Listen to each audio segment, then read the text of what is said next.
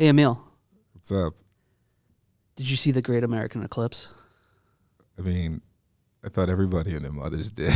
it felt... Did you go out and put the glasses on and all that? So I didn't buy glasses. I tried to get some on the day of Classic. They were sold out everywhere. I went to about 4 different stores, but I eventually realized that someone would give me glasses, and so I just went out, and my predictions were right. I went out, and I saw everyone come out of their buildings. It's sort of like in a post-apocalyptic zombie movie where everyone's just drawn. Yep. And everyone's standing outside and looking at the sun. And I'm like, was borrowed one. I was here at the Tom, you're not supposed to talk until we introduce Oh, I'm sorry.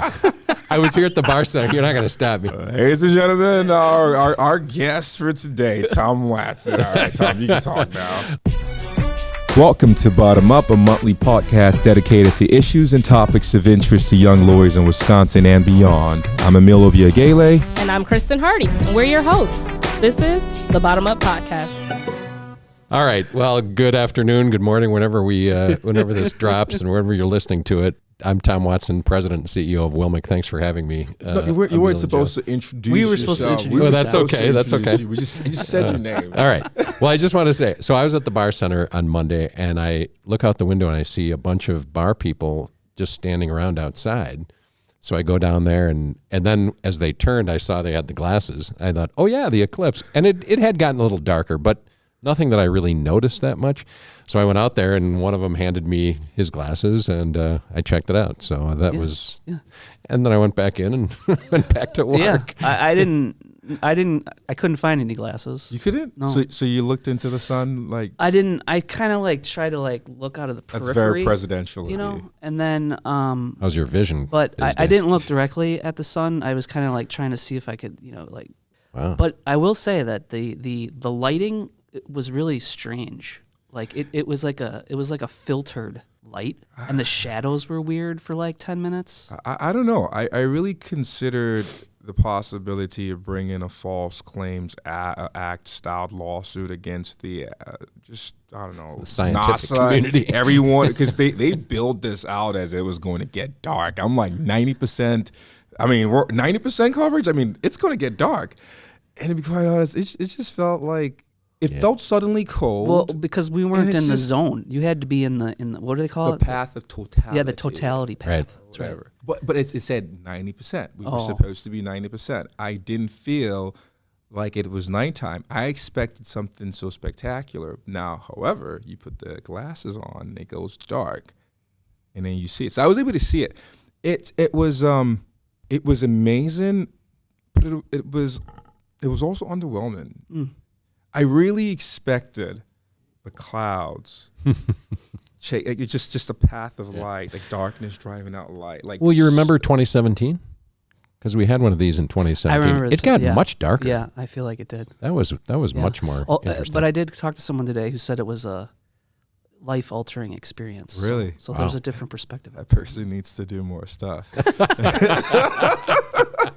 Life-altering. I don't know if those were the exact words, but it was very inspiring. Very inspiring. Oh, but she did travel down to Indiana. Oh. So she was, she saw the big thing. It was nice. And then what was really, really funny, and this is why I think, there was some false advertisement there, because even while it was going on, I'm flipping through the different news channels, and they're showing the different places.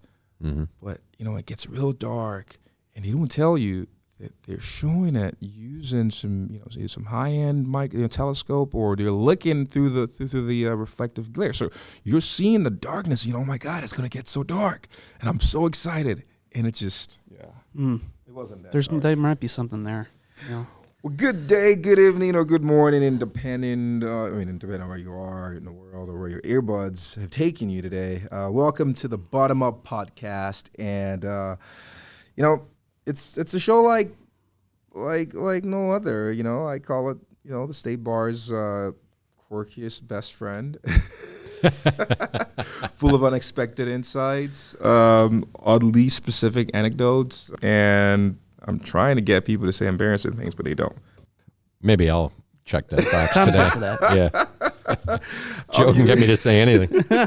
I've heard some stories. Yes, you have. Oh my God. I'm your host, Emil Ovbiagele, along with the producer and creator of the show, Mr. Joe Ford, and he's going to be our co-host today. And we're about to have some fun, probably just as much fun as lawyers at a contract signing party. I don't know. I hear these things are fun. Today, we're going to be diving into the glamorous world of, you wait for it, legal malpractice insurance. Ooh. The dark and dangerous. And we've People got, are clicking us off right now. and we've got the Beyonce of legal malpractice insurance companies. Oh, boy. Tom Watson here to drop a beat on coverage.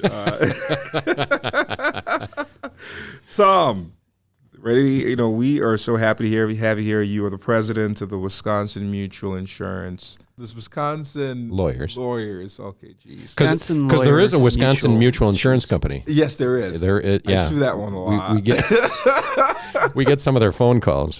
There's a Wisconsin Mutual Insurance Company. and we're Wisconsin Lawyers Right, Mutual Insurance right. Company. Yeah. Can we charge them for this? I feel like that's a free plug. Yeah, For, yeah, That's true. Yeah. for an insurance company that doesn't sponsor us.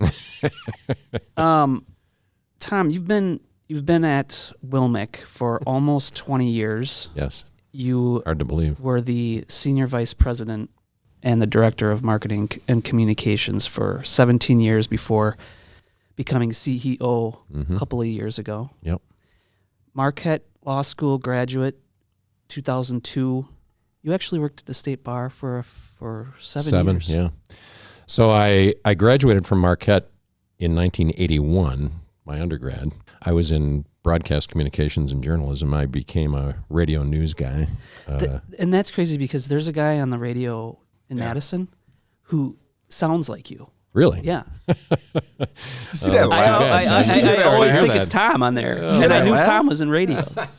Well, I was. Confidently he Yes. laughs. I've never heard anyone laugh so good on radio. I find it really hard to listen to our episodes because I just can't. But I hear his laugh, and I'm like, he's done this before. Yeah, he's... Yes, 14 years. 14 years in radio. Wow. I did mostly news. I did morning news on AM and FM stations, and I did some pregame and postgame Badger football from late 80s to 93 was the last year. 93 was my last year in radio. Didn't the Badgers only start getting good in the 90s? Yeah, 93 was their Rose Bowl year. okay. That was my last year. That was the year that the railing collapsed at Camp Randall. Remember we had and that we were on the air literally all day and all night, because it was, we had to report on what was going on, and it was a long day, but those are the kind of days you never forget. I mean, I covered everything. I mean, I interviewed, Bill Clinton, Jesse Jackson, you name it, across the board. Red Skelton, believe it or not. I mean, it runs the gamut. Skelton was a fun interview. You hear how good his voice is? I think I'm going to quit. I think, actually, Tom, I think you should run the show and kind of be a guest on the show. No, you guys do great. I love this podcast. I'm honored to be on it. I appreciate you guys inviting me because I remember when you first started this, and actually I remember when you were talking about starting it, and credit to you for sticking with it and getting this thing up off the ground because it had never been done before. And I don't know if anyone was really interested in doing it. It requires a certain skill set and a passion and an investment in your time and energy. It's not, you don't just sit down and start blabbing as much as it might sound like it. And so you got it off the ground. I think it's great. I've listened to it. Thank you. I think it's valuable. It's fun. There's lots of different podcasts out there, as you guys know. And I mean, I'm an old guy. I come from the old days of, there was radio, and that was about it. And now young people, particularly like my sons. There was TV. Well, there was TV. You just made, Black and white. Sound like you grew up in like 1920s. Or Well, something. 1960s. We had a black and white TV in our house until 1971. I remember my dad brought it home. He got a bonus for being at Allen. He worked at Allen Bradley in Milwaukee, and he got a bonus, and so he used it to buy a color TV, and he brought it home, and it was the most exciting day of our lives, And we watched the first Packer game that Sunday. day, and I couldn't believe their pants were that yellow and the jerseys were that green. I'd been watching them in black and white for 10 years, and so yeah, I do go back a ways. I didn't know we had that in common. Like one of the beautiful things about growing up in Africa is because at the time the pace of adoption of technology was so slow. So despite the fact that we're decades apart in age, the first TV we had in our house too was a black and white one. Yeah. And then the first color TV we had to smack it sometimes just get the picture back. Did you ever have to do one of those? Oh, we had the rabbit ears, my dad would be messing around with the rabbit ears. So people think of me and they're like, oh yeah, you know so much. You know these songs from the 70s and the 80s and you know about black and white television. You must be so smart. I'm like, no, I grew up in I grew up in Nigeria. Yeah. I think it's cool to be able to think back to those kind of times. Oh yeah, I had the 1992 Jordan jersey in 2022. 2002. I'll never forget, I would have my family friends and cousins who lived in America that come back, come visit in Nigeria, and they're telling me like, hey, this song, right? This is hot right now. Yeah. And I'm like, no, I've never heard it. And then 5 years later on, it's like on the top 10 new songs charts in Nigeria. So I would go back to school. I go to elementary school or middle school, and I'll tell my friends, like, hey, just so you know, I'm making a prediction right now. In 2 years from now, there's this artist. He's going to be big. You haven't heard of him. And it would come up.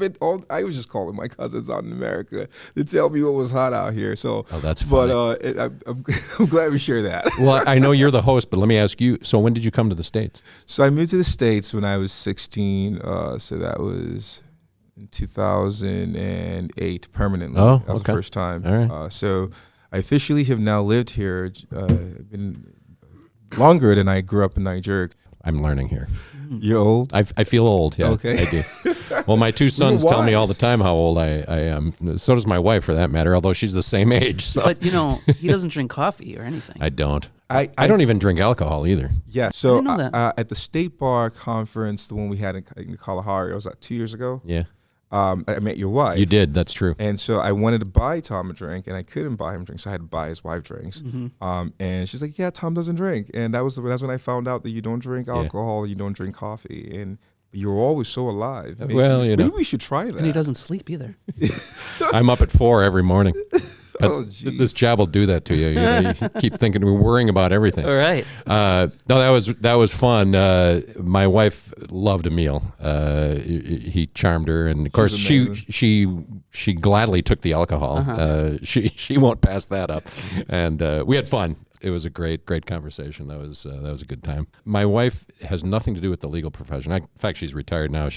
Her bosses are now 7 and 4. She babysits our grandkids, so it's fun to hear her perspective on just lawyers and the profession and what I do in our company and all that stuff and what happens at the State Bar, because she approaches it very pragmatically from an outsider's perspective. And it's fun for me to hear that, because sometimes we're so close to things we don't see, the forest for the trees, as they say.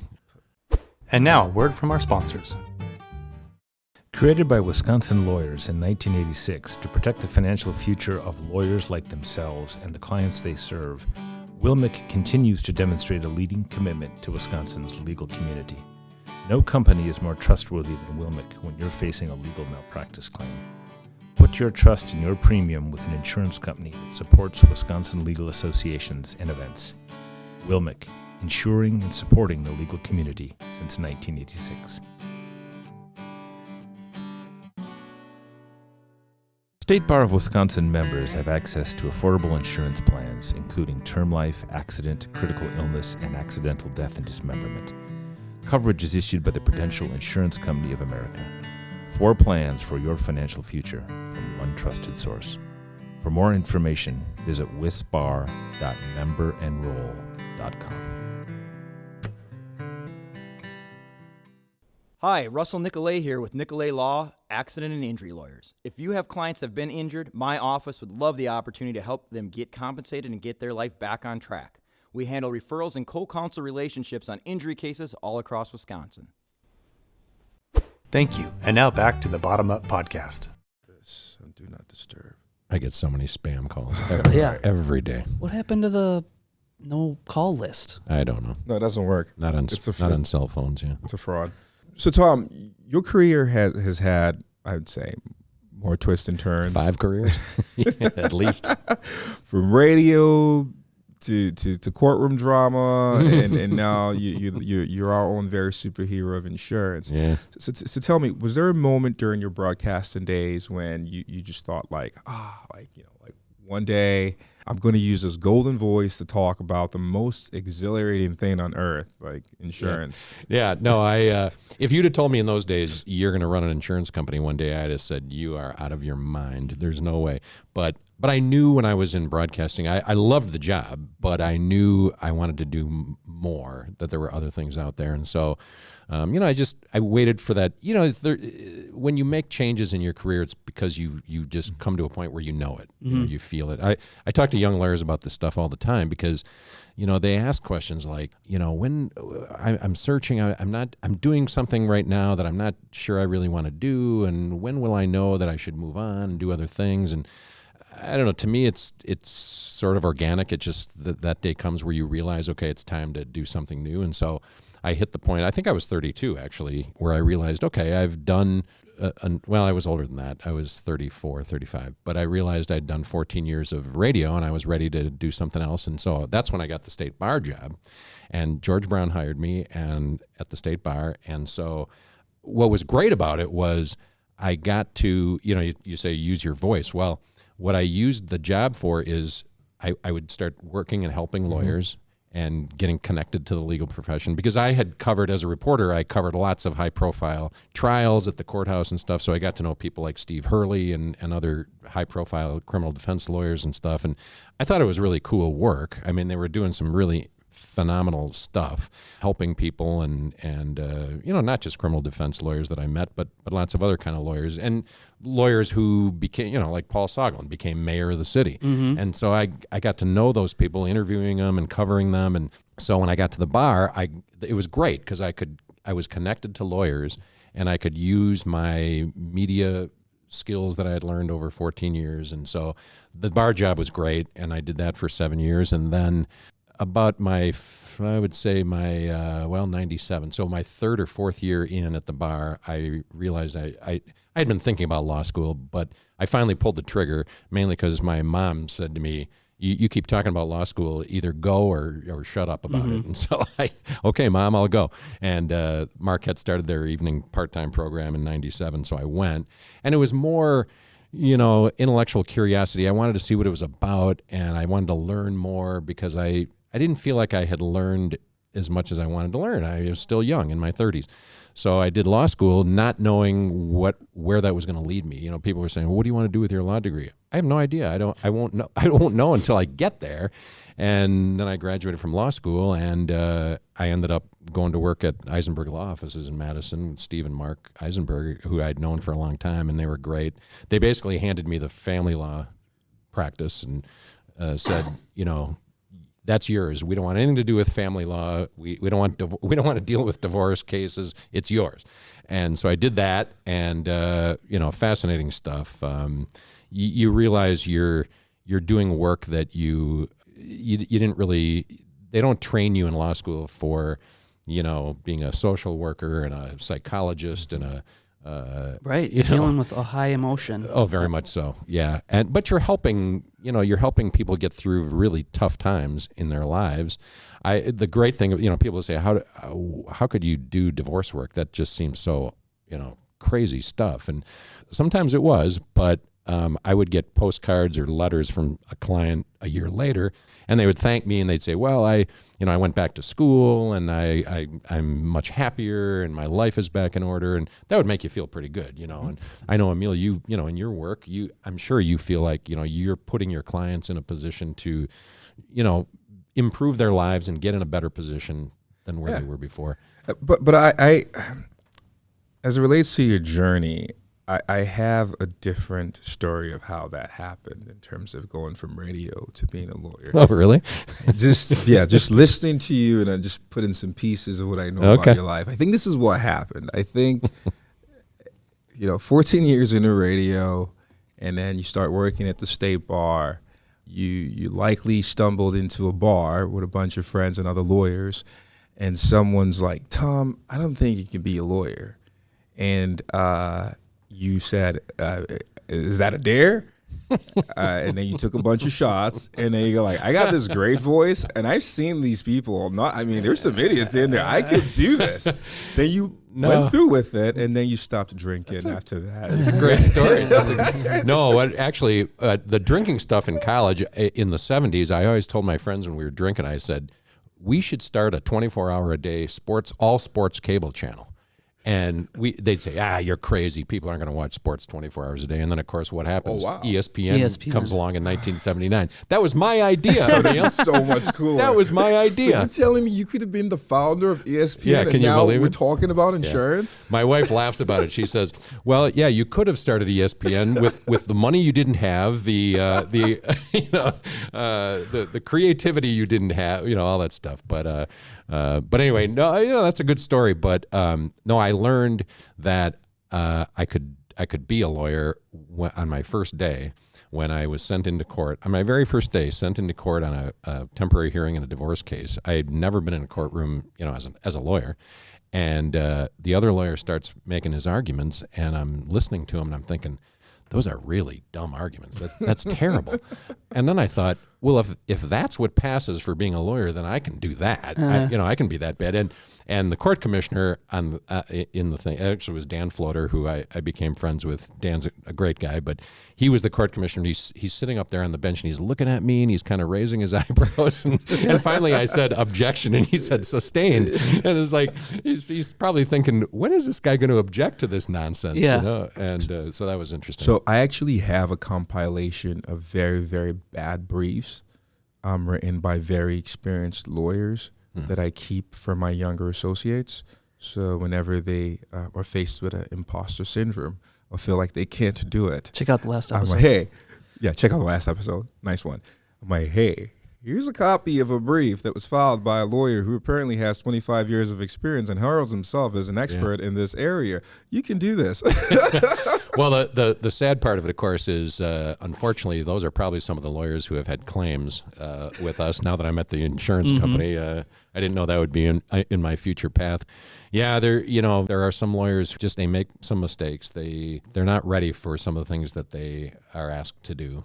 But that's another story. And that's why we sometimes see claims. They're out there. And sometimes claims happen to really good lawyers. That's another part of it. Claims come in all kinds of shapes and sizes. So, And we'll get into that. I think I'm interested though. So when you started out and you were doing family law cases, did you have a lot of trials? I had a few. I had a few. Do you think that your broadcasting, your ability to use your voice helped in that role? Yeah, well, speaking skills. Always helps. Yeah. Speaking skills are good.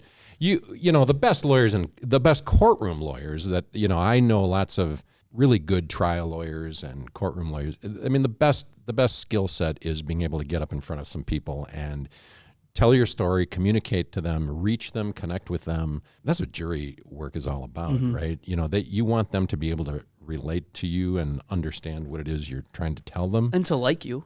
Yeah.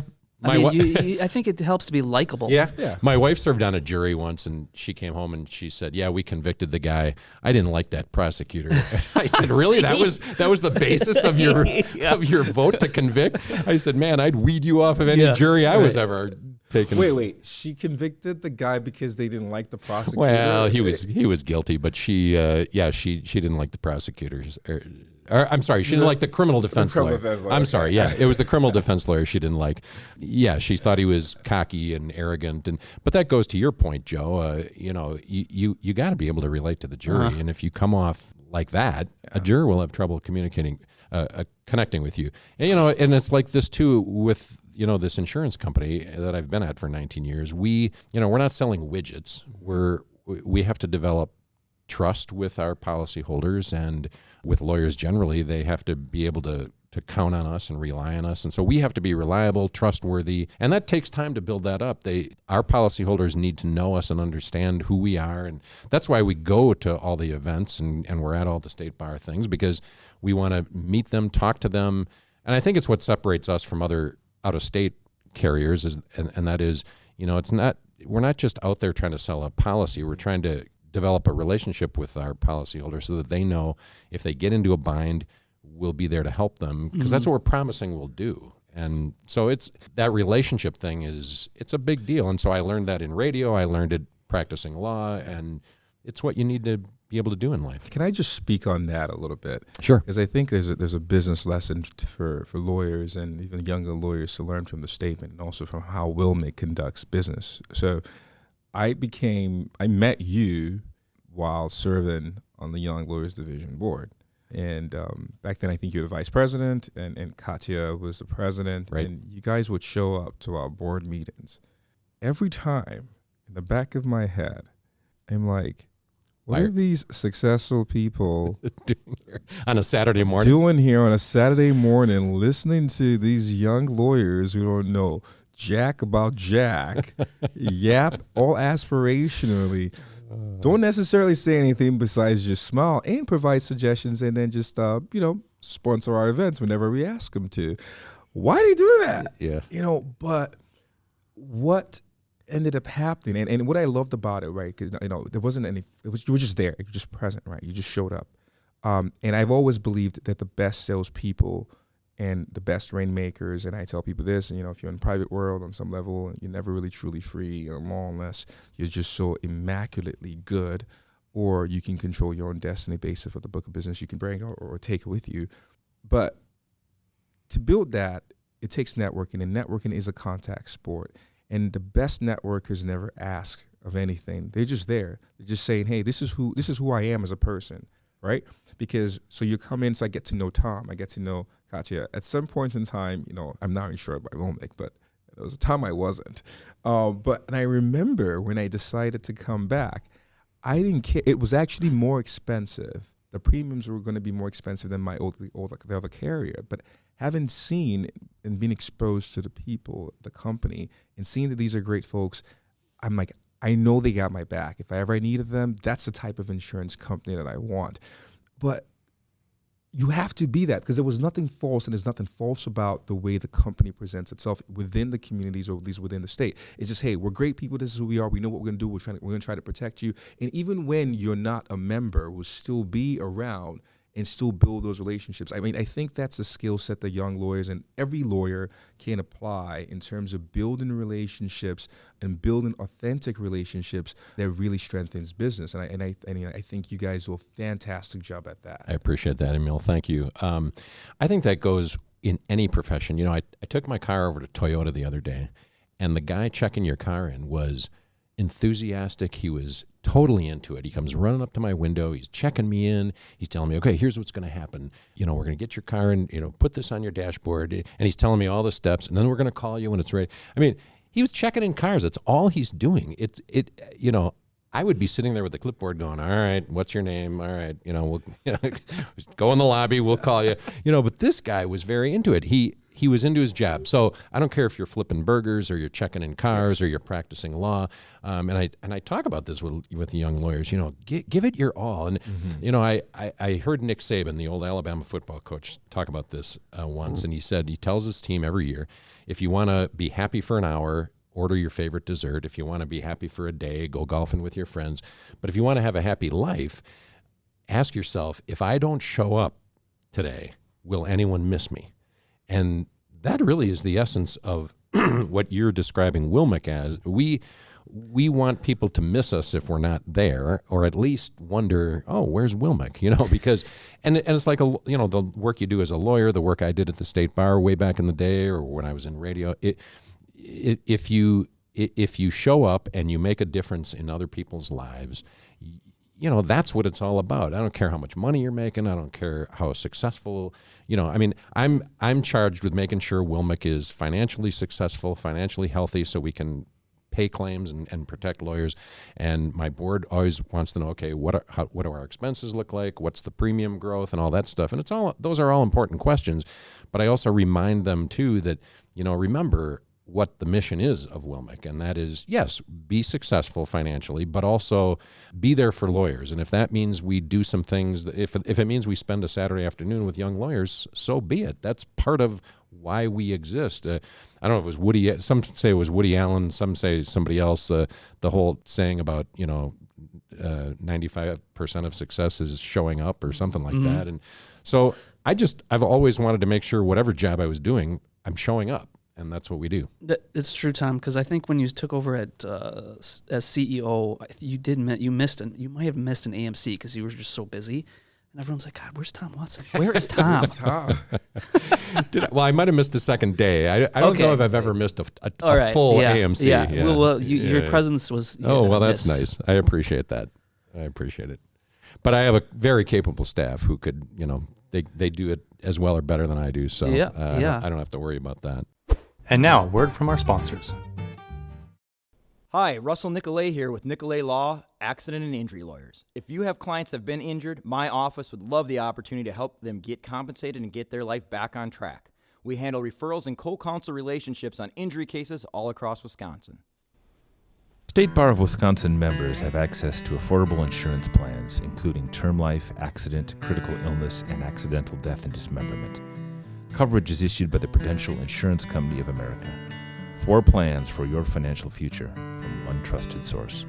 For more information, visit wisbar.memberenroll.com.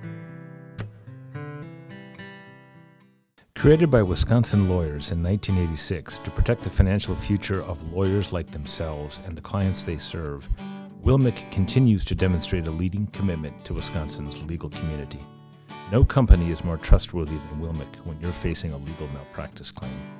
Put your trust in your premium with an insurance company that supports Wisconsin legal associations and events. WILMIC, insuring and supporting the legal community since 1986.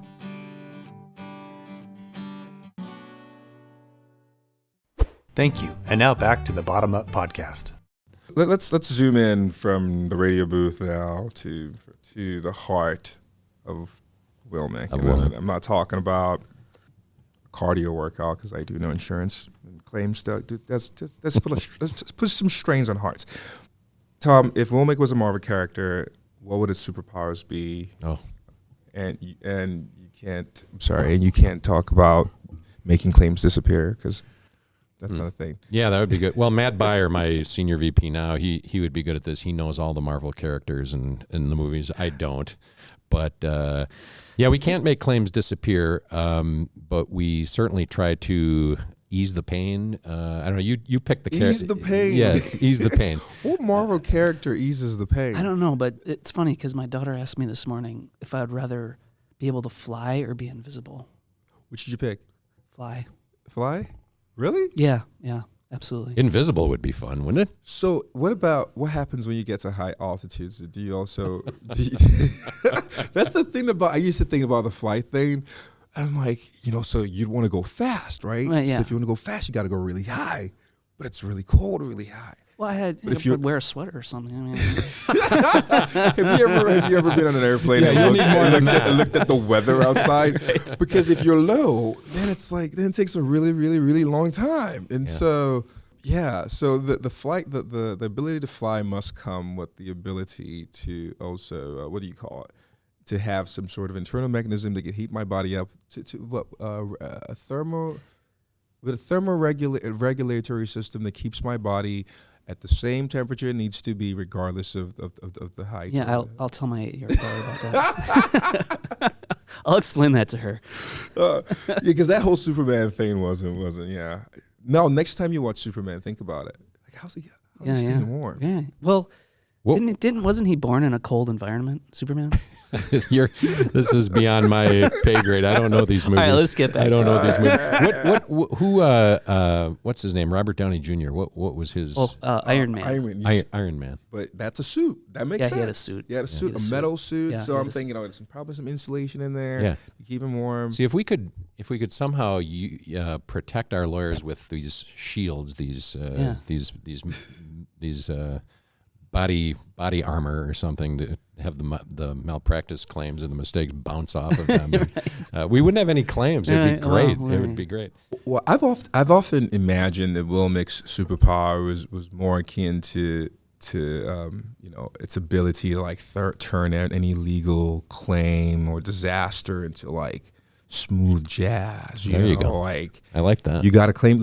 You play the sax, don't No. No, you just look like you would play the sax. Like you got to claim, like, let's smooth this over with a saxophone. We do that. we do try to smooth things. I mean, that's one of the first things we try to do is repair a potential claim, fix it, make it right before it gets to the level of millions of dollars at stake or ugly claims, but not always successful there. So I want to get to the most exciting part of this, and I think this is going to be a run-in segment, and hopefully when Joe decides to get rid of me, because by the way, and I think it's very important, I've said this before, this very show was Joe's creation, and he reached out to me. I think he came up with the idea. He reached out to me and talked to me about it. And I don't know why he asked me. I think he just felt I was because you were at the time you were the president of the Young Lawyers Division. Oh, way to make me feel special. special. Come on. Well, and because because you're charisma, of course. Okay, that was it. Jeez. Okay, I'm not signing up again. But and then he talked to me about it, and I just dove in and talk about people diving in. I think that's an example of someone coming up with a great idea, wanting some collaboration. There's always a reason why you shouldn't. I think there were some people who, probably didn't want, the reasons as to why it hadn't been done before. We shouldn't do this, and there's always those reasons, but there's just a couple of reasons why. And sometimes you just jump in, and that's what we've done. And Joe and Peter have just been fantastic in putting the show together, whether that be making it very convenient for myself and Kristen, coming down to Milwaukee, going to different locations and all of that stuff. And so, again, that is also a testament to the strength of the staff that we have at the State Bar and their abilities to innovate and stay entrepreneurial. So I'm just happy to be here, to be quite honest. Me too. We're happy. We're happy too, man. Yeah. Thanks for that. Joe had to be here. Yeah, right. But anyways, I Thanks, do hope Kristen. that. So we're going to go into what we're going to call the segment of this episode. We're going to call the Parade of Horribles, and I do hope that this becomes a running thing once a year, even when Joe decides to fire me, where Tom comes in and talks about the Parades of Horribles, which sounds like the worst Mardi Gras float ever. Well, this year's claims, Tom, hit us. Yeah, this year. Well, when you were saying the Parade of Horribles, I was thinking, how far back do you want to go? I mean, we have a 37-year history, but top 3 claims that made you go, well, that's new. And I promise we're all ears, except for the lawyers involved in those claims. The newer ones are coming in the social engineering area, the cyber fraud stuff. That's what we're starting to see. Cyber threats are really out there. It's scarier, I think, than we even realize. I know all 3 of us sitting here know the threats that are out there, but I think it's even more dangerous than we think. Ben, we had a bunch of social engineering or fraud cases over the last year. Actually, they date back a few years. They just got settled in the last year. So what does that look like? Is it because they don't have adequate technology in place to protect the digital assets, or not so much that, although that can happen. It's more so just somebody's not paying attention, or they move too fast. The first claim that I can think of in social engineering was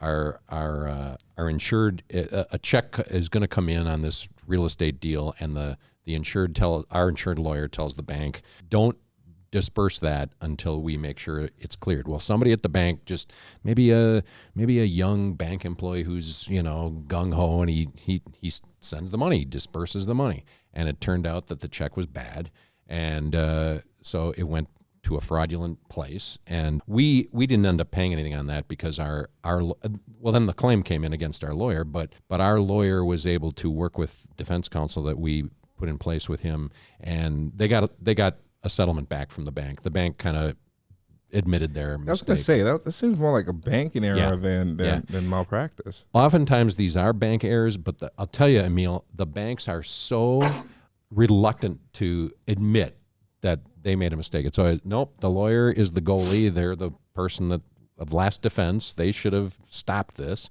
And we're like, but you did it. It's your fault. No, they don't want to take responsibility for it. Did the lawyer have to show an email or something that said hold the payment, or how did you? Yeah, he had. They had some evidence of the fact that it wasn't their fault. I mean, we had another one where we have one now where it's still open. This is not a closed claim, but the former client, the claimant, says they received an email from our insured attorney telling them what to do. To forward the email had instructions on where to send the money. It was a fake email, but so the client forwards that email to the bank, to her bank, and says, "Well, here's what my lawyer says where the money should go." And so it's $50,000, and so the bank goes ahead and does it. They send it. It turns out to be a gas station, not a bank. And the fraudsters are, that's where they get the money, at the gas station. And so they spoofed the lawyer's email. Allegedly, right now we can't find any evidence that email that the client got actually came from. Well, there's nothing that indicates our lawyer's email got hacked. So I don't know where that email came from. But it's not your insurer's email address. Correct. So it's a fake. It's a phishing phishing or phishing. Yeah. I was call it phishing. Phishing? Yeah, it's a phishing thing. How does that spell fish? Fish? Like a fish. Like, how do you see that and go fishing? We were talking music before. Have you ever heard of the group Fish? PHISH? Fish? They didn't make it in Nigeria. Oh yeah, I've been to a few fish shows. You've been to a fish. Yeah. You have been. Yeah. Is this from like the 30s they were a real band. or the No, 60s? no. 90s. Joe's old 90s. too. Yeah. They were around when I was in college. Is that the 90s? 90s. Okay. You're like your 40s, right? Yeah. See, now, if you want to get into my wheelhouse, now you're talking, Procol Harum and Humble Pie with Peter Frampton, and Okay, so for all those photos listed, I the only reason I go hard at older people is because I've been turning the narrative, because I feel like younger attorneys and younger people always have to deal with you're so young, and so I just flip it on its head, and I just we're taking the power back, and I'm just like, with all that wisdom comes new knees and a back pain and arthritis. Yeah. I know all about back pain. Catch me, let me run. No, but so in that claim, we're fighting. We actually put in a motion for summary judgment. We believe that our lawyer shouldn't be blamed for that. What were the security? I mean, they probably alleged as a security measures.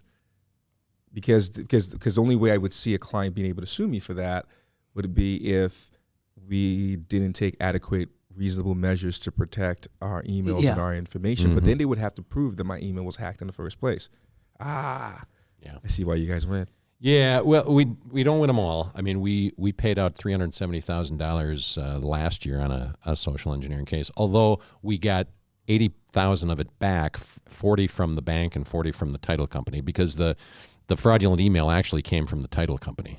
But our attorney had some responsibility there too, but so we got 80 back. They're difficult. It's hard to defend those when the money's gone, and you want to make the client whole. You feel bad for the client. Yes. So how can lawyers prevent those types of social engineering? Well, you talk claims about me being an old guy. I'll tell you, old-fashioned diligence. You get an email, you don't just automatically assume it's legit. Pick up the phone and call and say, "Did you send me that email?" I mean, I'm so paranoid. I was dealing with the company that is our portal provider. They have built and set up our policyholder portal online, and I had to sign a contract with him. And I was on the phone with the guy, and he said, "Okay, I'm going to email you a DocuSign for you to sign." I got the email like 3 minutes later, and I still didn't trust it. So I called the guy back, and I said, "Now, I know you told me I was going to get this. I got it? Is that the?" He's like, "Yes, Tom. That's the docu. Go ahead and sign it." But I'm so paranoid about that stuff. So, to your question, check. Pick up the phone and call. Call your client. Call wherever you're getting that email from. Call the other lawyer on the other side of the case. Whether it's a real estate deal or whatever it is. Just talk to each other and make sure you're not just reacting to an email, because there's so much fraud out there, and emails are full of little links that you click on them, and then there's malware and all that stuff. And scanning all emails especially if they're asking for something or including links, because you can tell when things are off if you take the time to look at it. Yeah. So let me give you some suggestions. Not everything about this whole cybersecurity stuff is bad. There've been some great things and great excuses that have come out of it. So I personally, whenever I receive emails or requests for contributions from campaigns and people that I know, or like nonprofits that I don't want to donate to, and I'm like, so send me the email, I'll donate and all that. And then it comes through and I don't donate and ask, why'd you do it?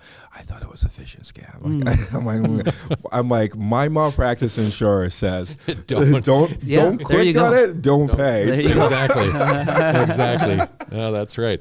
Well, it's funny. I was reading the other day. So all these devices and home appliances and stuff that we now have that are all connected on our internet Wi-Fi networks at home, and what they said in 2021, 13 billion of those types of devices were internet connected. In 2025, which will only be 4 years later, they expect it to be 31 billion. So, and I'm talking refrigerators, microwaves, ovens, all that stuff. My wife will be driving in the car and after we drop off the grandkids, and she'll say, well, I'm going to get the oven started so it'll be ready to go when we get home. I mean, you can do all that stuff, but those are just more doors. Hey, don't say that. If something happens to your house, some insurance adjuster on property damage claims gonna pull up this episode and go, or my garage door opener or whatever, But those are doors that scammers can get into to get onto networks, and lawyers need to be aware of that. And the other thing, Emil, to your question, in addition to being old-fashioned diligent by picking up the phone and calling people, is either have IT people on your staff, or if you're solo and you can't afford to do that, at least have somebody, like Art Safran, the old State Bar IT guy who's now retired, but he ran his own IT consulting firm for a long time. People like him are out there. Get somebody who you can.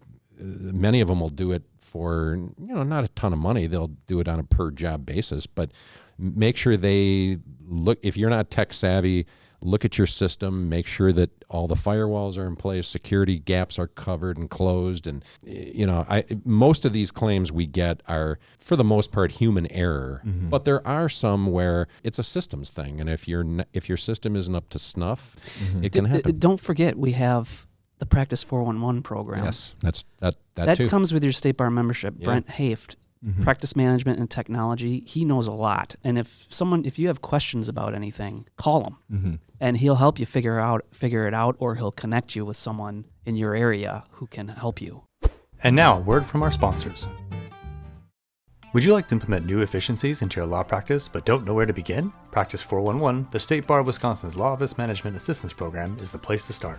Don't wait. Contact Practice 411 today for a complimentary and confidential consultation at 1-800-957-4670. In these uncertain economic times, the State Bar of Wisconsin wants to make sure that you and your practice have the best available tools. Ultimate Pass and Books Unbound are available for purchase using 6-month installment plans. Contact our customer service team at 1-800-728-7788 for more information. What? You don't have an Ultimate Pass yet? Oh, that's a mistake. Find out why at wisbar.org/ultimatepass. Thank you, and now back to the Bottom Up Podcast. Yeah, I mean, I'll be very blunt and maybe even more straightforward. I think it will be unethical for any lawyer, solo or otherwise, to run a firm without having some sort of IT security protection mechanisms in place based on where we're at today, or to not have even password management systems in place. And like you said, those providers are out there, and to think that it can't happen to you is just because the last thing you want to do is when something like that happens, not only, I mean, it could still happen, but you want to know that deep down you did at least the bare minimum in trying to prevent things like that from happening. I want to ask you, though, about the password managers, because what if that thing gets hacked? So normally, right, with a good password manager, so I use Dashlane. With a good password manager, it requires a certain strength for your codes, right? And it usually would have some sort of two-party verification, two to three part verification system, right? So someone would have to have access not only to the password, they would also have to have access to your phone or access to your email already, right? And so again, are these measures 100% full safe? Absolutely not. But they are better, and it makes it increasingly hard for folks to get into your stuff. Because if you think about back in the day before the password phase, right? We all had 1 or 2, 3 passwords. So basically, if I knew your email and your password, I could probably hack into anything, right? So now I can say I don't remember any of my passwords. I don't know any of my passwords, and that's what it should be. To your question, I have a third security measure for lawyers, and that is, in addition to calling and doing all the security stuff with an IT person, and I'll push this. We are going to be launching our own cybersecurity insurance product probably by June or July, and it's a cybersecurity insurance policy. So if something happens, if your system gets hacked, this policy will come in and cover losses and help with getting it back in business and tightened up, all that stuff. And it's not, I don't think it's going to be overly expensive, but I think I really encourage lawyers to consider cybersecurity policies. Ours will be, I'll give you an example. If you have say your premium with us is $1,000 for your malpractice insurance policy, and you want $100,000 in cyber coverage, you will pay roughly about $520. And if you want $250,000 in cyber coverage, and you're paying $1,000 on your malpractice policy, a $250,000 cyber policy will be probably another $1,000 for you. And if you want a big one, if you want the $1 million cyber policy, now you're looking at, $2,500, $2,800, something like that. And I know that's a lot of money, but it's the way things are going now with cyber and all these invasive activities that are going on. I think it's well worth that premium. It'd come in handy. I know lawyers sometimes think, and all of us probably think, well, it won't happen to me. It's that mentality. It'll never happen to me. But we've had lawyers that it did happen to them. And having a cyber policy, I think, would be a great, for me, if I'm out there practicing, it's peace of mind. So come June or July when we roll that out, we'll be making announcements on it. But I think it's something I hope lawyers consider it. And I'm not saying that just to try to get more money out of lawyers, but I want them protected. Because I hate to see lawyers, like the claim we had last year where we paid $370,000, that it's a traumatic event, not only for the lawyer, but for his client, because they're not happy. It's their money. And I mean, we've had lawyers whose trust accounts get hacked into, and, the lawyer, how important the trust account money is in a lawyer's trust account. It's a big deal. So I think a cyber policy is another important safeguard, which we'll have. Speaking of, adding cyber security, we talked about this a while back. I can't remember, a couple years ago, but you told me that, and I was floored by this, that you're not even required to have malpractice insurance in Wisconsin. Unless you're an LLC. In some cases. Yeah. If you're not an LLC, you don't have to have malpractice insurance. And that's true everywhere in the country except Oregon. So are there attorneys in Wisconsin who don't have it? Yes. Now you're going to say how many? Yes. How many? And this is really turning into the parade of the horribles.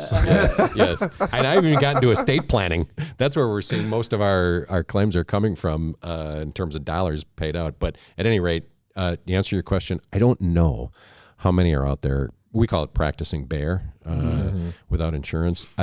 Some people estimate it between 15-20%. Some say, I think it's up to 30%. Well, I personally don't think it's that high. I think most Wisconsin lawyers know enough to get malpractice insurance, but there are some. We run into particularly young lawyers at the Public Defender Conference that's held at the Hyatt in Milwaukee every November, and they come up to our table and they say, some of them they're young lawyers trying to get a practice off the ground, and they take public defender appointments to build up a practice. And they come to our table and they say, I'm in my second year or my first year and I don't have insurance. I think it's probably expensive. And so I got too many other bills and overhead and so forth. And then I say, well, a first year policy, you can get, $100,000 policy first year, you can get it for like $500 and for one lawyer. And they say, wow, I thought it'd be like $2,000 or $3,000. And I say, no. So I don't think they understand the cost. And They also don't always understand how claims-made policies work. I had a woman come up to me and she said, well, I just got this really big, complicated case, so I need to buy insurance from you guys while I'm working on the case. And I said, well, it doesn't work that way. You know, if you work on that case and you get a claim 2 years from now, that's when you better make sure you have insurance, and not while it's not an occurrence policy like auto insurance, where if you crash into another car, you want to have insurance at that moment. But in malpractice insurance, it's claims made, meaning you have to have a policy in place when the claim is reported or made. They're not looking back at when it happened. Right. They're looking at when the claim came in. When the claim came in is when you better have a policy in place. So if you had insurance when the mistake or whatever occurred, and you don't anymore, and you don't now, which is a year later, then you're in trouble. Yeah, then you don't have coverage unless you have what we call tail coverage. Tail meaning extended reporting period. It extends your coverage out beyond the policy, but that's normally when people retire or when they leave a firm. So when I started my firm, I remember the thought and the need for having malpractice insurance being front and center, and just thinking about it, I'm like, I'm going into my own. I'm going off on my own after 2 years. It would be probably immoral and unfair to my clients who are already going to be taking a risk on me for me to mess something up, and then they have no recourse because of something I could easily have procured. And I think that's what lawyers need to understand about it, right? Because no matter how smart you are, no matter how diligent you are, right, there is a possibility that you could make mistakes. And I think the easiest example to drive this home is with statute of limitations, right? So picture this, right? Let's say, no matter how experienced you are, right, you have a filing system, you have a calendaring system. To a large extent, right, the supervising attorney isn't the person entering those dates. You trained someone, right? You trained your paralegal, your legal assistant, to come in and put the, calculate the SOL, and the person mistakes, or, maybe it's a leap year, puts it off like a day late or a day whatever. I mean, and then you blow that date. Arguably, I wouldn't say that lawyer, it's not a commentary on that lawyer's person, right? It was a mistake that happened, something that happened, but either way, it's malpractice, right, on some level. So in that situation, imagine I'm sure you dealt with situations like that. You have a client who has gone through some pretty dilapidating circumstances, trusted you. It's a good claim. The case is in your hand, and you missed the SOL by 1 day. And now, because of your actions, and this is the thing that played on my head, because of my actions or something, now that client can't be made whole. But if I had insurance, I could say, hey, I'm really sorry, and hey, I'm not just sorry. Here's my malpractice insurance information, because that's what things are here for. Because I think that narrative is important, because one of the stresses of this profession is the need and the fear. I mean, the need, or at least the expectation that lawyers are very perfect people. But lawyers are people, and people are inherently imperfect.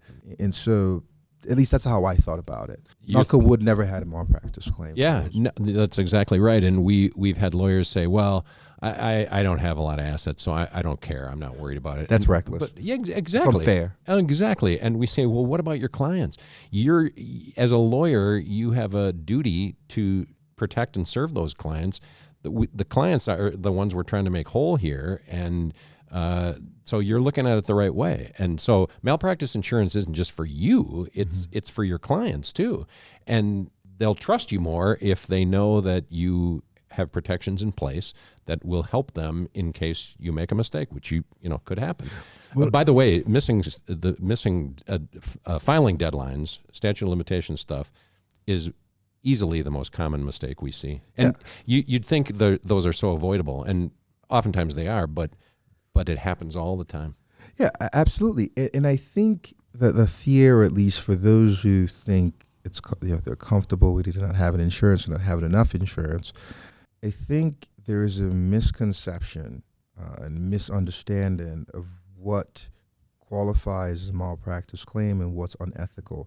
Because I will argue that under certain circumstances, actually under a lot of circumstances, because you miscalculated the SOL by a day or two, while being a mistake, doesn't necessarily mean that you violated your professional rules your professional rule of conduct, right? I mean, Right. it would only be so if you, for example, failed to be diligent and it's documented, whatever. But a mistake, a singular mistake of that kind, which qualifies ordinary negligence, right, doesn't necessarily or automatically mean that you violated the state ethics rules. That's why a lot of malpractice claims actually don't involve. I mean, they can sometimes, but I would venture to guess to say most malpractice claims don't actually involve Correct. ethical claims. Correct.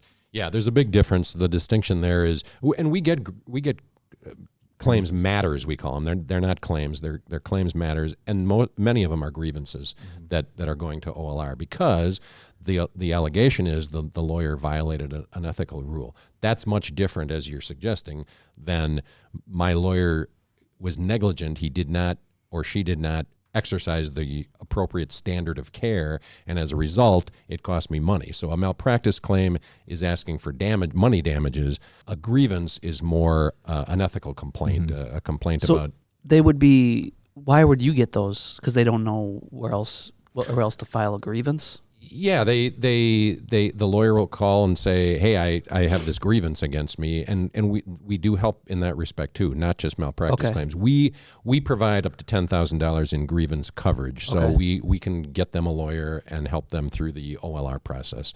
That, and as I say, that's different than a malpractice claim, but it is a service and coverage that we also provide. And some malpractice claims start off as grievance claims, and so with keeping up with your duties to report as early as you potentially can, and most insurance companies want you to do that so they can best investigate it. Most lawyers, I believe, in an abundance of caution, will contact their malpractice insurer if they get an OLR complaint or a grievance claim. That's right. And as Emil is pointing out, an ethical grievance can then mushroom into a malpractice claim sometimes. Okay.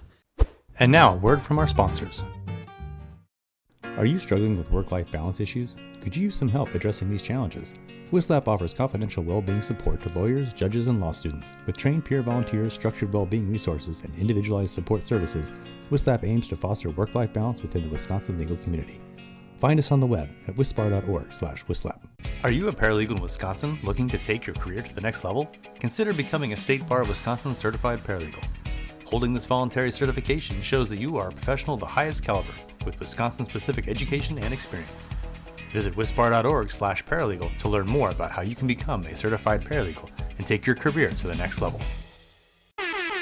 Attention Wisconsin attorneys! Are you tired of looking around those bulky brown binders? Then say hello to Books Unbound. With a fast and user-friendly interface, your legal research just got easier. Take notes, bookmark, and access primary law resources with just one click. Books Unbound is your one-stop shop for all your legal needs. Visit booksunbound.wispar.org and unlock the power of knowledge today. Thank you. And now back to the Bottom Up Podcast. So you mentioned estate planning is a big one.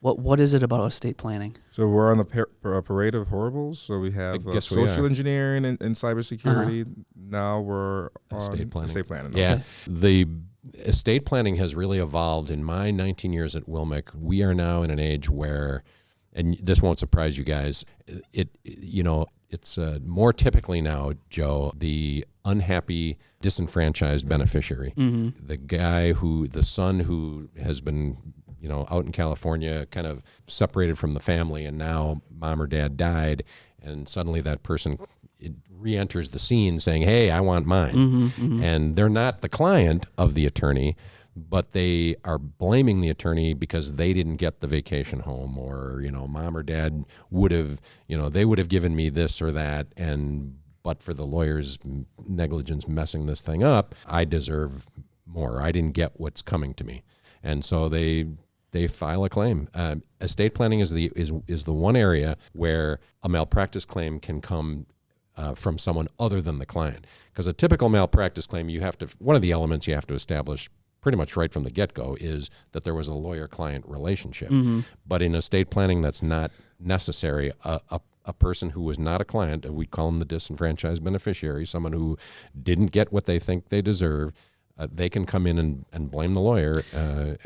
But how do they? I mean, well, they don't always. They can't always prove it. You're looking. The judge is looking at the will and says, "Well, you're just not in here. Sorry." I think it's a question of who, like what duty is owed, right? So the general because most malpractice claims still rely on the general negligence standards, right? And in Wisconsin, it's assumed that you owe a duty of care to everybody on some level, right? That's the general starting point. And now, as you start, as examples become more concrete, the law says, hey, because of these policy factors or foreseeability reasons, we're going to limit who you owe a duty to. So I think, and I believe, I'm not an expert on professional negligence, but I believe the theory might be, well, if you have someone whose entire job is to draft a plan or draft a trust that will benefit other people other than the person who is being is the client, who's the client, you may owe some duties of care in terms of I don't asking certain questions. I don't know what it might be. Well, the allegation is you didn't. This document doesn't accurately represent what my mom or dad really wanted. There was undue influence, or and I'm a beneficiary. Yes, the lawyer stands to gain here. The sister of the brother was in their ear. We get all kinds of stories.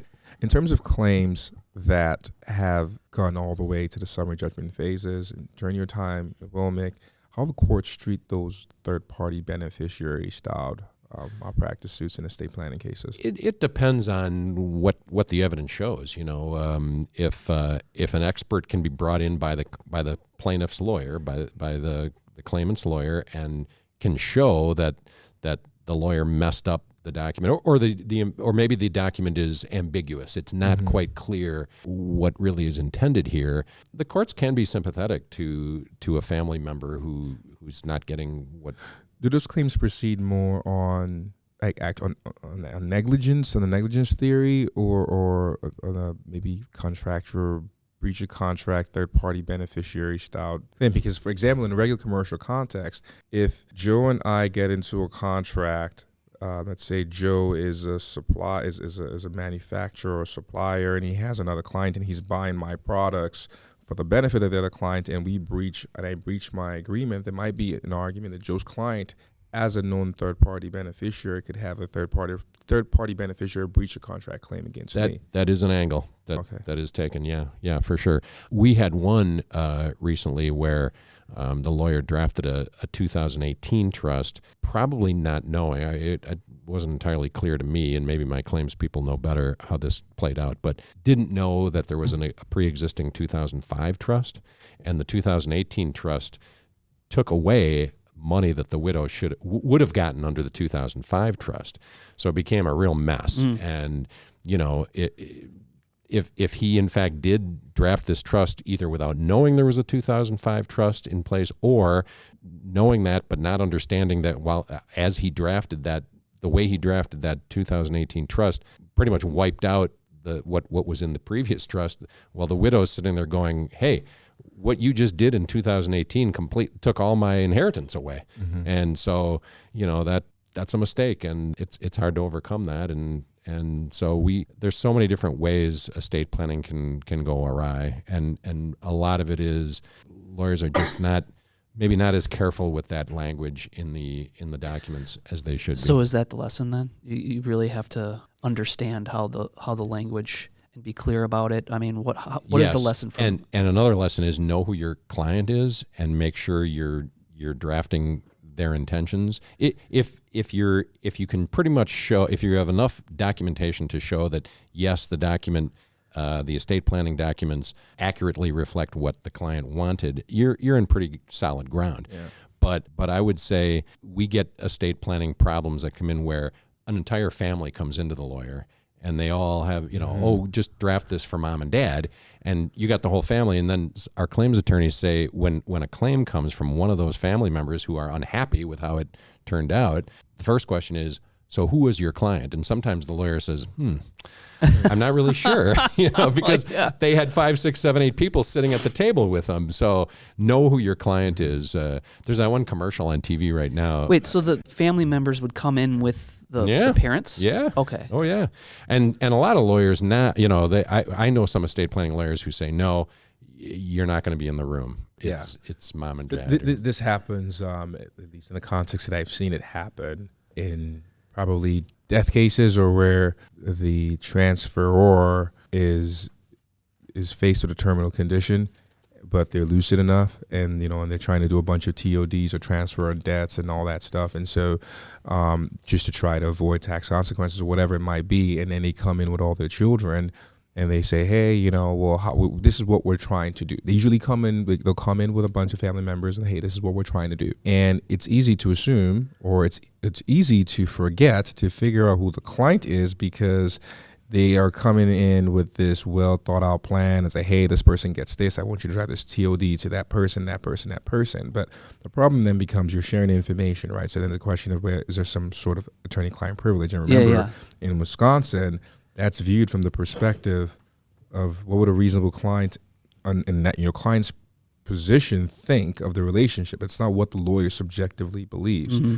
And so if estate planning lawyers are faced with these problems, it doesn't surprise me that they're kicking people out the rooms and ensuring that the actual client signs engagement letters, and sometimes going as far as I've seen that in some of the referrals that we've given out for estate planning work, where they disavow and make clear that these people are not clients. And if you want information shared, then you have to draft a third-party consent to share information. Mm-hmm. So then that way, a disinherited child later on can't come and say, hey, well, I knew this information, so I could have been a client. It's like, no, well, you only knew this because we shared it with you based on the consent of, because that's another way, because I've seen this claim happen before.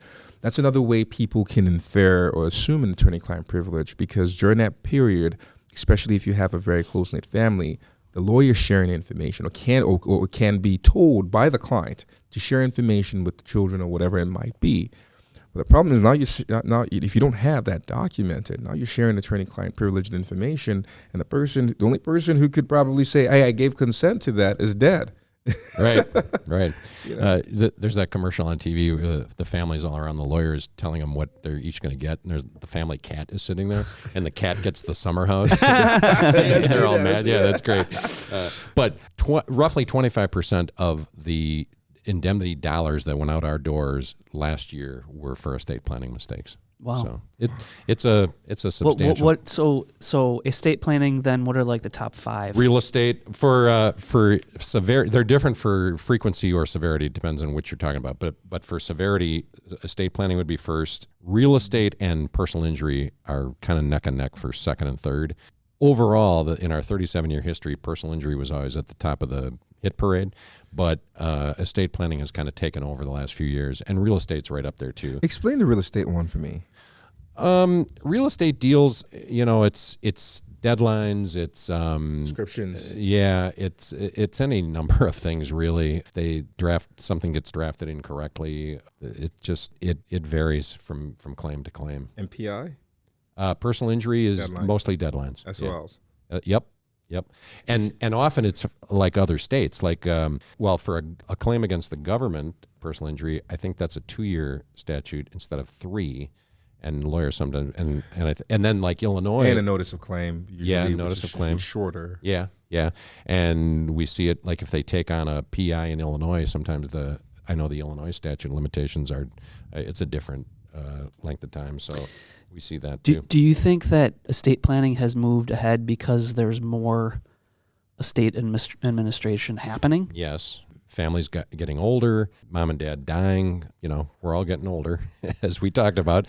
More money at stake. These estates are a little bigger than they used to be. And so there's a lot of activity in that area. So we got top place, so that's first place, estate planning, second and third, real estate PI. What's 4 and 5? 4 and 5, it varies, but building contracts sometimes, construction contracts.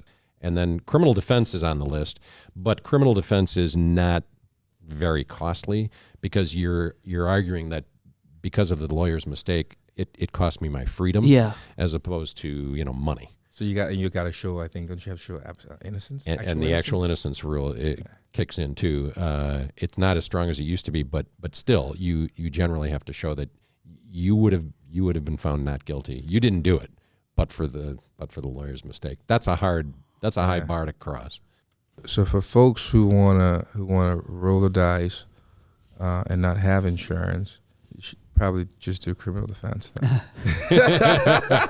That's the cheapest, one of the cheaper ones to do. Yeah, in terms of risk. Yeah, in terms of risk. Hey, so family law has been kind of in that list a little bit too, but recently it hasn't really cracked the top 5. I motion. let me Yes. ask you this. In your years at WILMIC, what's the craziest claim you've ever seen? This is like I feel like this is a farmer's episode. This is a farmer's insurance episode. Yeah. Oh man. Yeah. All right. or ad. I'm sorry. Well, we have a pretty crazy one going right now, which I probably can't get into. Okay. Beyond that one. Yeah. Boy, you'd have to. I probably should have known that question was coming so I could prepare for it. Well, you don't have to answer it now. But Okay, off the top of my head, yeah, I can't. We had one years and years ago where it was a farming accident. Maybe this was the craziest one. A farming accident, and the guy who was in the farming accident, he had 3 personalities, and it was like a Sybil episode, or what's the Alfred Hitchcock movie? Anthony Perkins, his character. I should know this because I took Hitchcock in college. Yeah, the stabbing guy. Dexter. Oh, Psycho. Psycho. Thank you. Yeah, Psycho. Not Dexter. So the guy he was Mary, Larry, and he had like 3 names, and so Mary didn't know what Larry knew, and the whole claim. I mean, literally, this person had in depots and things. His personality would just change on a dime, and he would become this other person, and so. You couldn't ask him any questions because if you're asking Larry and suddenly he's Mary doesn't know what Larry knows. So it got insane. It got up. That was before I got to WILMIC. That one was quite a long time ago. But How did that turn out? I don't even remember. Katya would know the details on that. I don't know if that was her claim or not, but that was probably the craziest one. Wow. Yeah, that was a wild one. Yeah, that was probably the craziest. I'm just waiting for the day an accidental, unmuted virtual court session forms like the basis of a very interesting top claim. I could give you all kinds of stuff on my. It'd be the legal equivalent of like texting the wrong person, Yeah. but like with more consequences. Yeah. Because I think about the sidebars that lawyers have at conflict, at trials, talking to their co-counsel about what's going on, and every now and then I'm like, wow. Wonder if there's a hot mic. Yeah. Pick up, opposing counsel's just an idiot. Yeah. Well, from my divorce days in my private practice, I could give you all kinds of stories. The one I remember was we had this couple, and I had the woman, and there were all kinds of complex issues involving the children and all this other stuff. They didn't care about any of that stuff. They fought over this marlin that was hanging on the wall in the den that they both had caught down in the Keys or somewhere, where she was holding the fishing rod and then the thing bit the line and then he helped her reel it in. So he claimed that the fish belonged to him because he reeled it in, and she's like, no, I had the line. And they both wanted this thing so badly. And we're like, well, what about your children? Yeah, Maybe we should talk about them. Yeah, no, we don't care about that. What's the rule on that? I mean... is it fish on? Whoever has the fish on first, or but it held up the whole divorce. We had everything all settled and so forth, but they wouldn't give in on this marlin hanging on the wall. And I honestly can't even remember how it turned out. I was ready to just tell the judge tell him to saw the thing in half. This was a real divorce case. No, the fish was real. Oh yeah, real marlin that they caught down in the Florida Keys. I'll never understand. It was an impressive fish, I'll tell you. It was this huge. Did they bring it into the court? No, I saw a picture of it. It covered like half their den wall. I mean, it was do huge. You fish? I do not. Okay, why not? So the Nigerian in me says if you catch a big, nice fish, you eat it. You invite your friends. I've never understood. I don't know if Marlin's. This was like a trophy thing that they thought was the greatest. They both. You can't eat a marlin. I don't know if it's some fish are just not good for eating. Have you ever seen marlin on the menu?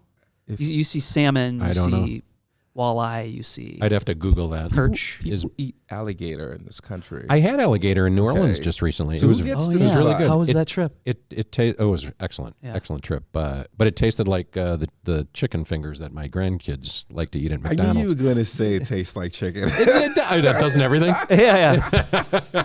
It did though. It did. I mean, I love Americans though. Like you go to a French restaurant, you see frog legs, and then they go like, "Oh, like marlin." No, I don't know. That's a good question. I'll research that for the next one. Well, that was pretty bold for me to try the alligator. I'm not a very adventuresome eater, but I gave it a shot, and it was just chicken fingers, really. So and I know how those taste because I get them for my grandkids all the time. But that was my takeaway from New Orleans on my trip.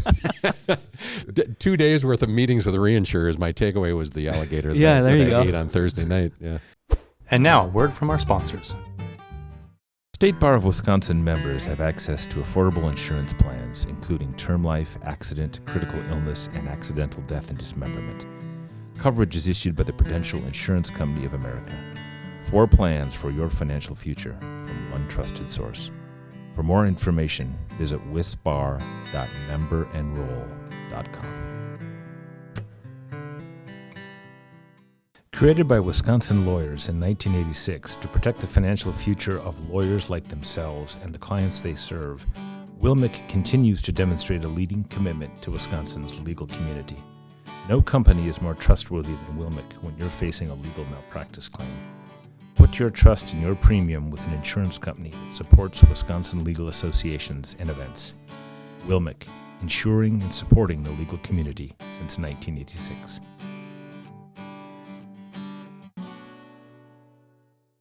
Hi, Russell Nicolay here with Nicolay Law, Accident and Injury Lawyers. If you have clients that have been injured, my office would love the opportunity to help them get compensated and get their life back on track. We handle referrals and co-counsel relationships on injury cases all across Wisconsin. Thank you. And now back to the Bottom Up Podcast. One of the things I wanted to talk about was taking full advantage of a JD. And having that sort of, go through 2 different careers in the same lifespan. I think it's just a message that I believe younger lawyers and even lawyers in mid-career need to hear, because so many people are so tied to their identities as lawyers and thinking of that as meaning just one thing, that the JD isn't being utilized the way it should be, in my opinion. Everyone wants to be a lawyer, Yeah. right? But there are other paths. Absolutely. And having the degree and having that training can help you in a lot of different areas. Yeah.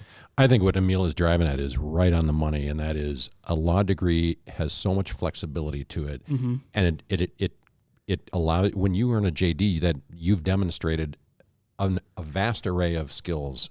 You have a toolbox that's full of different tools that you can use.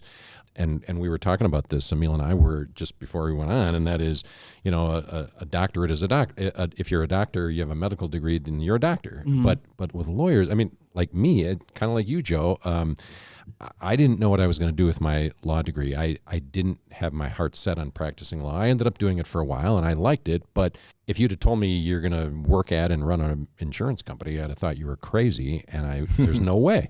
And here I am doing it, and I love it. And I talk to my son about this sometimes. He graduated from law school in 2013, so he's been in practice over 10 years. He worked at a law firm in Baltimore, in Washington, D.C. Didn't really like it that much, and there were times when he would say, "Dad, I should have gone to medical school." And he was so dead set on law school. I remember saying to him, "Now, are you sure you want to do this?" And he says, "Yeah, I want to do it." Now he's out and working for the state of California in the civil rights division, and he likes it a lot. There's lots of different ways to go, and you don't have to practice law. You can get into business. You can do any number of things. You write on legal issues. I run an insurance company.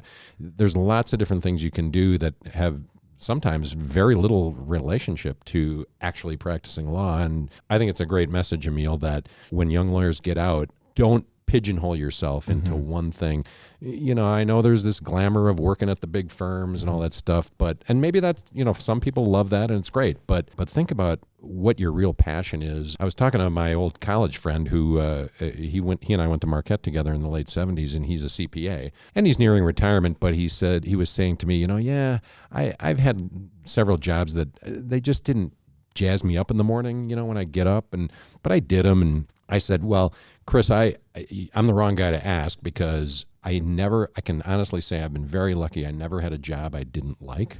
Every job I've ever had, radio, state bar, practicing law, and now at WILMIC at the insurance company, I've liked all of these jobs. And I tell people, my son, everybody, if you have a law degree or even if you don't have a law degree, but when you do, think about what really is passionate to you and something you really want to do. And if it means you want to open up a business selling fine art or whatever it is, and you can do it, give it a try.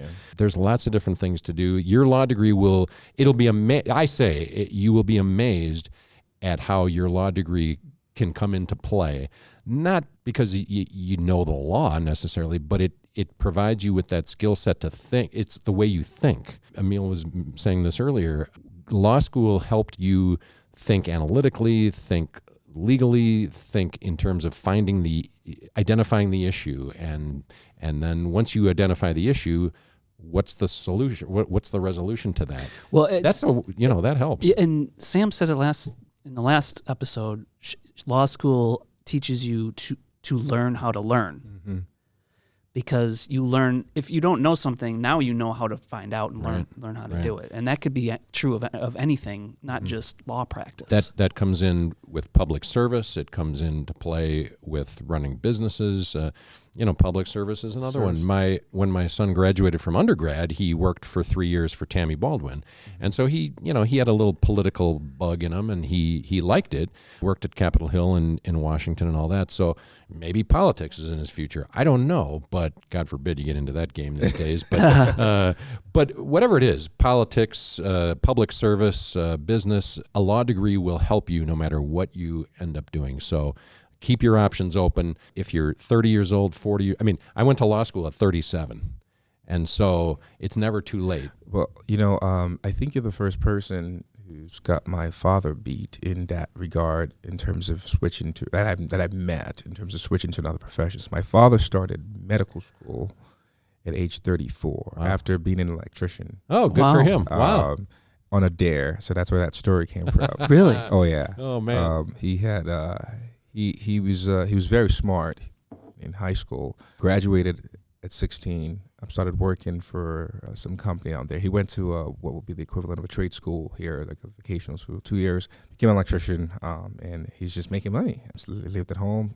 The guy, he just liked having fun with his friends, some good booze, some good food, and his mama's boy stayed at home. And then one time a friend of his came back for the holidays and started talking down at my father. And my dad said, "Hey, you think because you're at school, is that why you're talking about?" He's like, "Yeah, but you can't do it." He's like, "What do you mean I can't do it?" And my dad did it. And so, so my father didn't graduate till about, I would say about 36, 37. So he became a doctor at about 36, 37, 38 around that time. Residency, going through the whole stuff. But again, so that's my father. I have an uncle, my dad's older brother, was a pharmacist and a lawyer. So after being a pharmacist for quite some time, I think in his 40s, went to law school and became a lawyer. And so I tell people this, I tell younger lawyers, I wish I could tell you that a lot of the things and a lot of pressures and a lot of the fears you have about wanting to know the exact type of law you're going to do, I want to tell you this, and I hope you can believe it. In the long run, it's not going to matter as much. And I need you to not kill the beauty of a law degree. The beauty of a law degree lies in the flexibility, the amount of things that you can do with it. So it's okay to explore those things. And I think if folks knew how malleable the degree was, I think law school students and new lawyers wouldn't be as stressed as they currently are. Because there is this overarching sense of, I need to figure it out. I need to figure it out on the first day of law school, by the first year, by the second, definitely by the first day of being a lawyer. Yeah. And it's like, that's just not true. See, that's what I find. They're in a rush to get there. And my son was kind of the same way. He wants to get to his end goal very fast, very quickly. And he's saying, "Well, Dad, I'm almost 40." And I'm like, "Almost 40? You're still young." Mm-hmm. I didn't, the year I joined WILMIC, I was 45, 44. And, so maybe it took me that long to really get the job that makes me the happiest. It's amazing. And that, my mom graduated she got her nursing degree when she was 50. And amazing. So don't be in such a rush to have it figured all out by the time you're 30. Life doesn't work that way. Let it happen. You can be ambitious and I feel attacked. What? I'm joking. No, you can aspire, but give it the proper time. It'll happen. It will happen. But you don't need to capture that holy grail by the time you're 30. 100%. My mother went to school. She has an econ degree and again her master's. She was a stockbroker. My father passed away when she was 37, and she would then start a party planning business, which is her true passion at age 40, which will end up becoming her most successful venture. Yeah. Has absolutely, we could say it has absolutely nothing to do with what she used to do before, but I really love in that story the abilities to reinvent yourself. And the thing about the law degree is, again, like you said, being a professional degree, it's still useful, right? Because even when, in your role as director of communications, in your role as the president of the CEO of WILMIC, right, you still use those skills. Oh, yeah, when absolutely. you run a nonprofit, you still use those skill sets, right? Because lot of people are so tied to that identity of not just being a lawyer. This is how you should be a lawyer. If I'm not drafting contracts or litigating, well, I must. I'm wasting my time and wasting my law degree. And well, thanks for being an example of the dynamic applications of a JD and living different lives. Thanks, Emil. That's very kind of you to say. I appreciate that you see me in that light. Oh, I do. Some people look at it like, geez, he never figures out what he wants to be when he grows up. But I never minded bouncing around doing new things, because the beauty of learning, I being on the radio for 14 years, okay, and then when I got to the state bar, all kinds of new things happened that I had never seen before. And you're so much more interesting. Well, could you imagine if you'd only been a lawyer for like 30, 40 years? We just talk about boring war stories and That's all that right. stuff. Throughout this episode, we've been able to go through different life experiences, different stories, different things, looked at different issues from different perspectives. And I think that's because you've lived a very, very rich life. Lawyers need to be, stop being so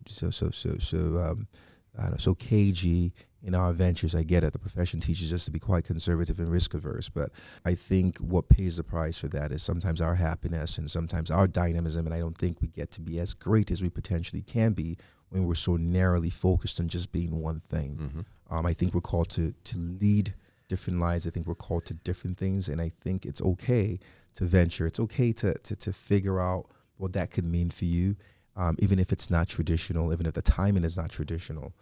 Well, my aspiration to be a baseball player, that door has closed. So that's not going to happen. I didn't say you could be anything you want to be. I just want to feel, what's it like to hit a home run over Fenway Park's left field wall? I'll never know, but it's all I've right. got flat feet. I'm never beating Usain Bolt in a race. That's just not going to happen, no matter how much I want it to happen. Tom, thanks so much for joining us today. I think lawyers need to understand how their practices are at risk and what they need to do to cover themselves. It's very interesting to hear about all those statistics and the stories that you mentioned. And I just really appreciate you as a member of the bar and of the legal profession, because you're a fixture at all the events, and you always are really enthusiastic about things, and you approach things in such a great way with a positive attitude, and it's just really great to know you. And if you don't know Tom Watson, he'll be at the AMC this year, the annual meeting and conference in Green Bay. I believe it's June 19th through the 21st. If you get a chance to talk to Tom, please do. You will not be disappointed. I appreciate those. Oftentimes one of the tallest people in the room. You're tall, right? 6'2". You're tall. My dad was 6'6". My nephew is 6'9". My younger brother is 6'5". I'm like the little runt of the family, so I don't know. But you're both of you, very kind words. I very much appreciate that, and right back at both of you guys. I have utmost respect for both of you and what you do and the kind of stuff you do in the legal community around Wisconsin. That's what makes Wisconsin and the legal profession kind of a really fun place to be. the kind of people that you are and others, that's what makes this job so great. So, and it's, you mentioned, the risk that lawyers might have, and that's why we're here to help them. And so thank you for having me today. I really appreciate it. To our listeners, I hope we've been able to turn a mundane topic into one of your favorite topics: malpractice, insurance, and claims. Don't forget to hit the subscribe button, share this podcast, and tell us what you think. There's more from where this came, so stay tuned, keep laughing, keep learning, keep your insurance policies close, and let's make the legal world a little less mysterious together. I'm your host, Emil Ovbiagele, along with the producer and creator of the show, Joe Ford, signing off from the Bottom Up Podcast. Adios, and remember, in law as in life, the best stories are found between the lines. Thank you.